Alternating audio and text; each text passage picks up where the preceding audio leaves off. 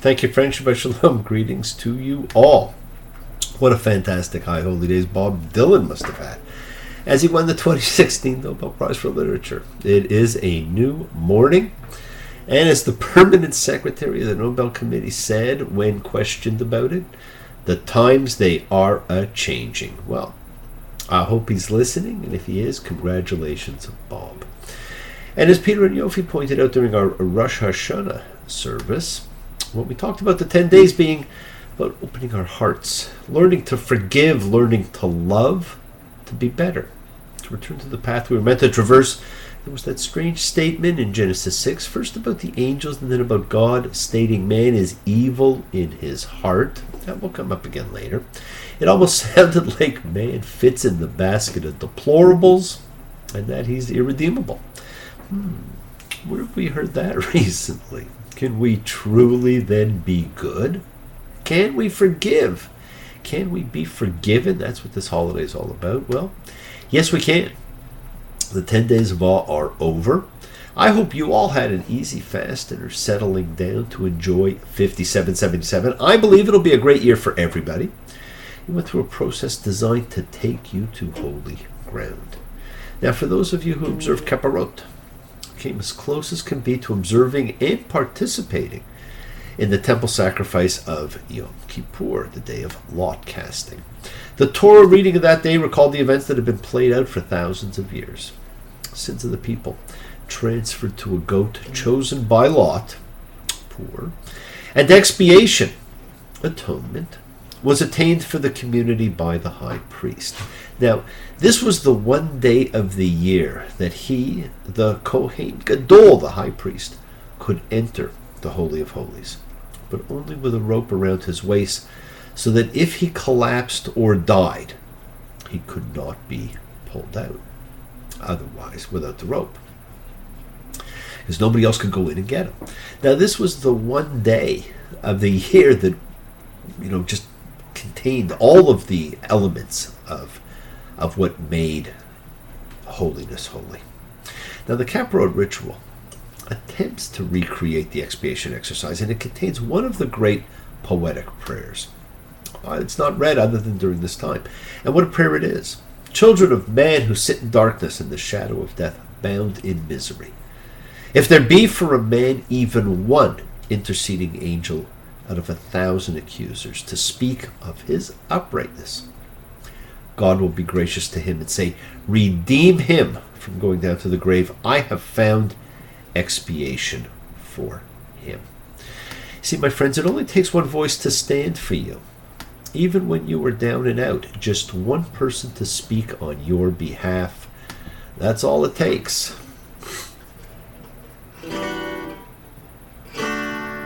Nobody loves you when you're down and out. Nobody sees you when you're on cloud nine. Everybody's hustling for a buck and a dime. I'll scratch your back, you scratch mine. Nobody loves you when you're old and gray. Nobody needs you when you're upside down. Everybody's hollering about their own birthday. Everybody loves you when you're 6 foot in the ground. The great John Lennon. Yes, everybody loves you when you are 6 foot in the ground. But the prayer is true, my friends. It only takes one to save a soul. And you too can be that one for someone else. And then you followed the path of the conversos, annulling vows made last year and those yet to come. Vows that perhaps were made in haste. As you stood before the judge of all and asked for forgiveness for your intentions against God, against self, and against your brethren.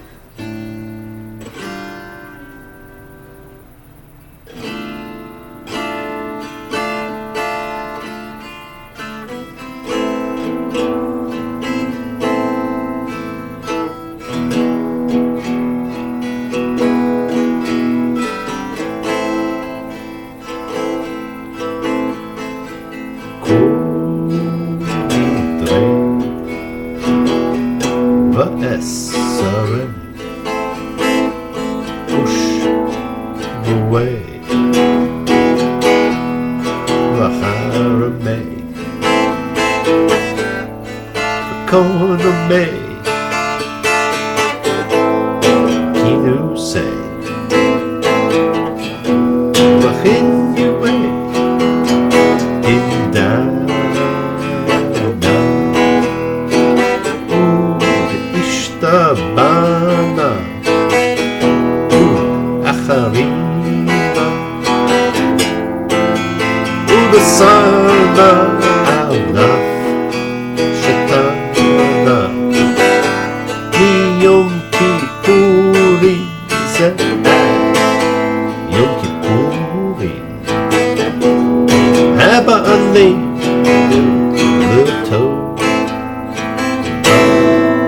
all vows, oaths, and promises which we made to God were not able to fulfill from last Yom Kippur to this Yom Kippur, or from this Yom Kippur to the next.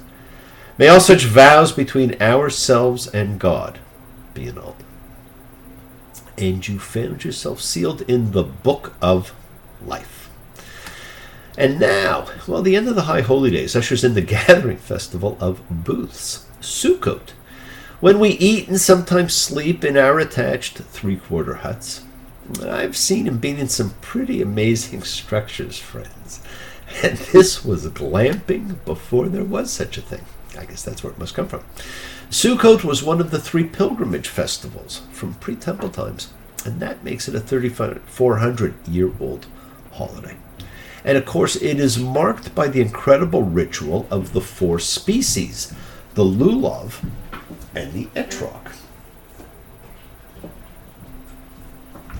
There are different reasons given to you as to why these are used, but I'm going to give you my spin on the spiritual interpretations, and you can certainly look up a myriad of other possibilities. Well, they represent the characteristics of man. The etrog, which has both a pleasing taste and a pleasant smell, represents people who've achieved knowledge of the spiritual laws and perform good deeds or mitzvot. The palm branch,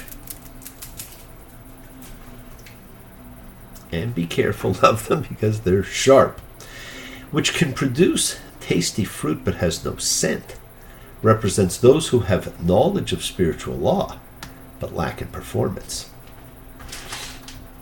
The myrtle leaf, which has a strong scent but no taste, represents those who perform acts of good but actually may have very little knowledge of spiritual law. The willow, which has neither taste nor scent, represents those who have no knowledge of spiritual law and perform no good. So if you had to pick one, my friends, be the myrtle. Regardless of your level of spiritual knowledge, open your heart and do good. And what ends up happening is we bring all four of these together. We put these in these little holders here, but we bring all four together during this holiday to remind us that every one of these people is important and that we must all be united. And on each day of the holiday of Sukkot, excluding the Sabbath, we move the four species, the lulav and etrog, 3 times in each of 6 directions immediately after reciting a blessing. Now, many do this by turning around while extending the 4 species in each direction, eastward, southward, westward, northward. Then they face east, and they reach up and downwards. And of course, each of these directions corresponded to emotions on the tree of life: kindness, discipline, harmony, perseverance, submission, connection. And when brought all together, they point to the heart, to communication, so that they can all talk to each other. Enjoy the holiday and think of the power and significance of the items you hold as you follow the ritual. And as we get ready to move into the gathering festival of Sukkot, we have heard the shofar sound and the books are sealed for another year. Let's take this opportunity to call healing out for everybody. For my dear friend Andrea, too young to have a heart condition, and I'm sure it's only because her heart is so big. So let us send healing and goodwill and renewal out to anybody that you know in need, and to the whole world. Let us all join together in hoping everyone everywhere gets the healing they need, feels the energy they need to feel, feels the love So for all in need of healing, remember, energy and spirit know no boundaries. And so think of people you know in need of healing.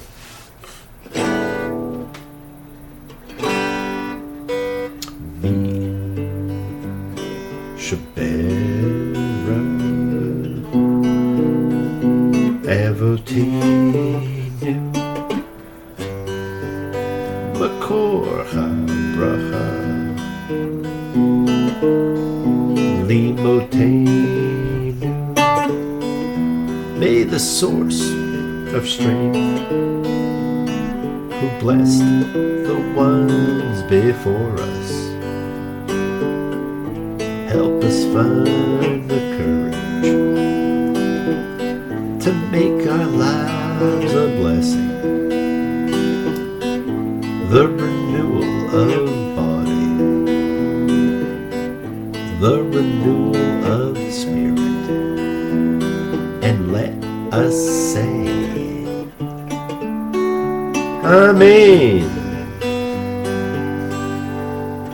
Mishaberach, let us all have our spirits renewed. We have hit the reset button for everyone, everywhere, because that is the opportunity we were just given. Friends, this week, we complete our cycle of reading by reading the Song of Moses. So please, ha'azinu, listen.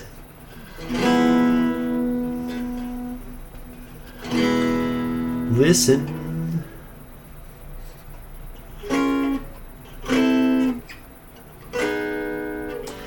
Do you want to know a secret?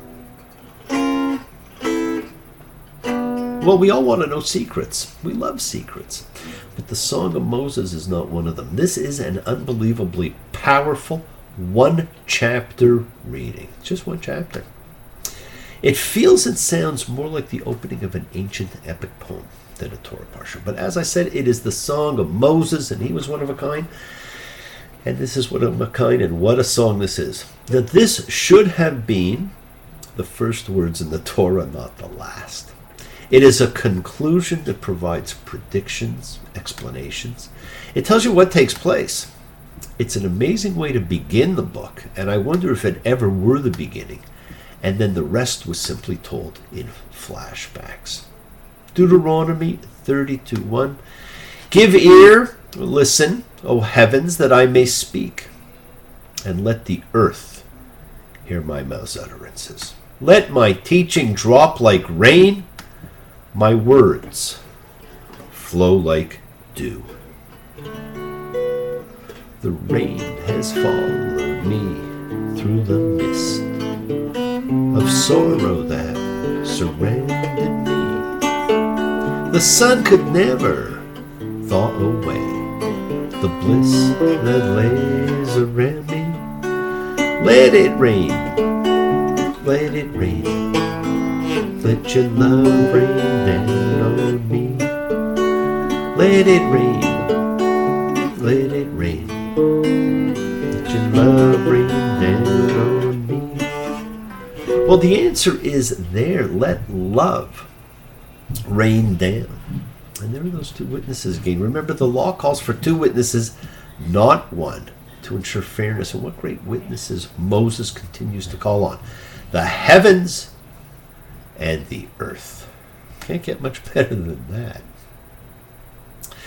And what are we told about what happens? Well, Deuteronomy 32:4. A steadfast God without wrong. True and right is he. Did he act ruinously? No. His son's the fault. A perverse and twisted brood. Well, there we have our throwback to Genesis 6 again. Moses tells us it is our bad hearts, our evil in our souls, turned on God and turned God from us. Well, my friends, the Torah began in controversy with a question about the plurality of the word gods. We'll see that in a couple of weeks. And it ends with the same controversy. Another bookend, my friends. And in the older world picture, registered in a variety of biblical texts and pre-biblical texts, many psalms, even in the Dead Sea Scrolls, God is surrounded by a celestial entourage of divine beings or lesser deities, as it says even in this one, to the number of the children of the gods, or children of God, depending on how you want to translate, B'nai Elohim. But the Masoretic text, the one we follow, here reads, Lemispar B'nai Yisrael, by the number of the sons of Israel. Now the phrase children of or sons of the gods normally means the gods. And scholars have conjectured that this was the original reading of this verse, and that later scribes or editors were distressed by this meaning, so they changed children of the gods to children of Israel. And in fact, in one of the Greek texts, they're simply referred to as the angels.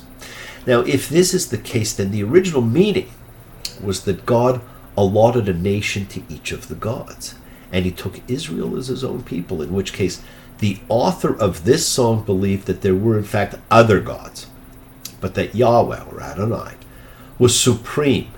And this suggests that at this time the people practiced henotheism, a step between polytheism and monotheism, and that actually might follow the timeline of history a little bit closer. And the images we are presented with here are really quite amazing. Israel's environment in the wilderness is pictured comparably to the condition of the universe prior to the acts of creation, a condition of chaos. See, God's protection of Israel in its infancy in the wilderness is described like an eagle hovering over its young. And so the picture is comparable to the divine spirit hovering over the still shapeless waters in which earth and skies will be formed. But again, we are told, Deuteronomy 32:19, and Yahweh saw and rejected from his sons and his daughters angering. And he said, let me hide my face from them. I'll see what their future will be. Well, he said that again last week or 2 weeks ago. Well, we have not only seen the future, but we've lived it. And I think we would all prefer to have God back in our lives. Our efforts to return may be what is necessary to facilitate God's efforts to return. And we have been knocking on heaven's door ever since. And I'm reminded of that Dave Edmunds classic, I Hear You Knocking. You went away and left a long time ago. Now you're knocking on my door. I hear you knocking, but you can't come in. I hear you knocking. Go back where you've been. Well, there are two sides, friends, to the hiding of the face of God. It is a fearful period of estrangement that we have been going through for an awfully long time. Now, historically, it has been referred to as the divine eclipse, Deus absconditus, and the death of God. But after living through it, humans are forced to grow up, to become more responsible for their own world. The words of the Song of Moses declare that God is not simply hiding his face to bring his relationship with humans to an end. There's two parts to the statement. I'll hide my face from them. I'll see what their future will be. God gives humans responsibility for their world. And the only way that they can be forced to take that responsibility is if God is unavailable. At whatever price and with whatever successes, humans must grow up. And God will see what their destiny will be. And we're still working on that. Well, the Torah does not end with a natural conclusion of the story. The promised land has not been reached. It is in sight. Everything lies in the future. Finding a home, fulfillment of the promises, bringing blessing to all the families of the earth. The divine words resound. All see what their future will be. The Torah ends leaving us looking forward to what we can do and what we can be.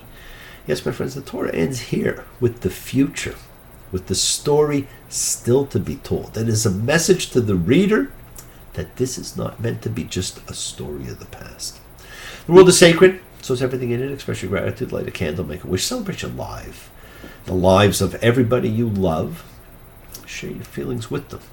Live free, be free, honor your freedom. Be well, be happy, be blessed. Share and honor the light, and all who live in the light continue to shine. Continue to send everybody you know goodwill and love. Pray for peace and freedom for everyone, and end to terror and hatred. Remember, friends, we are a community. We learn together, we celebrate each other, we love each other. We share this ride together, men and women equally. Let us send out love, not fear. Send out peace, harmony, good healing to all who need it. And please do learn to forgive, learn to love, open your hearts, honor the relationships of your life. Tell those you love that you love them. Take advantage of the time you have. Enjoy the journey. We take twists and turns in the patterns that weave through the fabric of our lives in our effort to grow, to learn, to be, to love. So please do love. Send healing, goodwill, and love to all who need it. Share your holiness. Now bless you all. Have a fantastic week. A week of light and love, a week of peace and healing for you. Honor the people of your life. Honor the journey you're on. Honor yourselves, my friends. And friends, keep your eyes open to what you may not be seeing. Keep your ears open and listen to the world around you. And remember, this is an organic book. The lessons, the laws, the ethics, the rituals changes with the times. It's how it stays current, relevant, new, meaningful, and continues to provide us with insight and with answers. Enjoy the feast of the booths. Shake the stick in all 6 directions. And think of how things may be when God shows his face again, and he will. Now I know the secret. There is nothing that I lack. When I give my heart to you, you'll surely give it back. Let it rain, let it rain. Let your love rain down on me. Let it rain, let it rain. Let your love rain down on me. Well, let your love rain down on all of us, God. And I know that, you people have all given your hearts to me, and I truly do appreciate it. Remember, we set in motion all that happens in our lives. Our intention, our cause, our effect, everything is linked. The book is sealed, but you always have time to forgive and to be forgiven. Acknowledge what you've done wrong to yourself, to God, and to any person you may have wronged, and then ask forgiveness. And do so with sincerity, accountability, and vulnerability. Do not stop your journey. Do not stop moving towards your promised land. It is in sight. Keep on dreaming, keep on being, keep sharing, keep shining, keep teaching, keep spreading your holiness.